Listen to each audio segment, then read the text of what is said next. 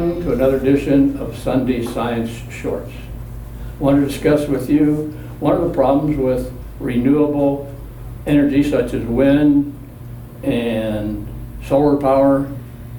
There's no way to store them. No sun, no electricity. No wind, no electricity. We need to be able to store them.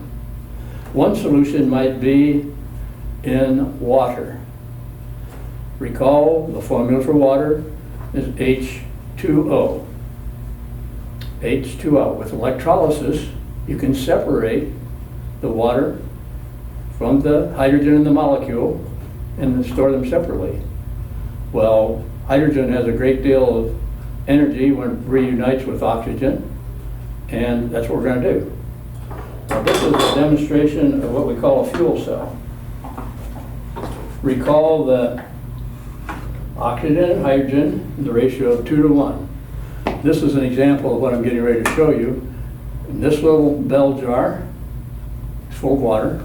This one's full of water. If I inject hydrogen in on one side, it's going to fill that little bell jar with the gas. Same thing true with the oxygen on the other side.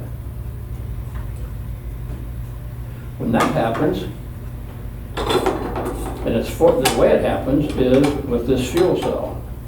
The fuel cell, we take basically one drop of water and separate it into the oxygen and gas and the hydrogen gas. And basically they're hundreds of times bigger than the drop of water. And so by using electricity, you can make the smaller hydrogen cell go through this membrane in the center here. This is a broken one.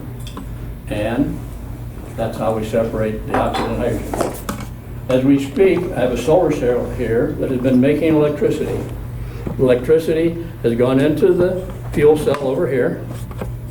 And the fuel cell, as I said, has separated the oxygen gas from the nitrogen gas and collected in these bell jars.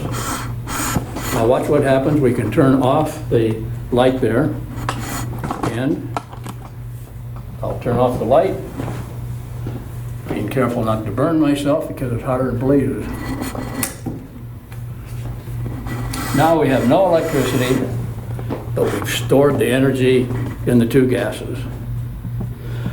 Right now you can see it was switched. The solar cell was going to the fuel cell, and the fuel cell made the gases. So now I'm going to switch it to put the gases back together in the fuel cell, because this is reversible.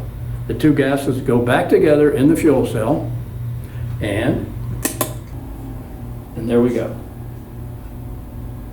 Free energy. And the only pollutant is water.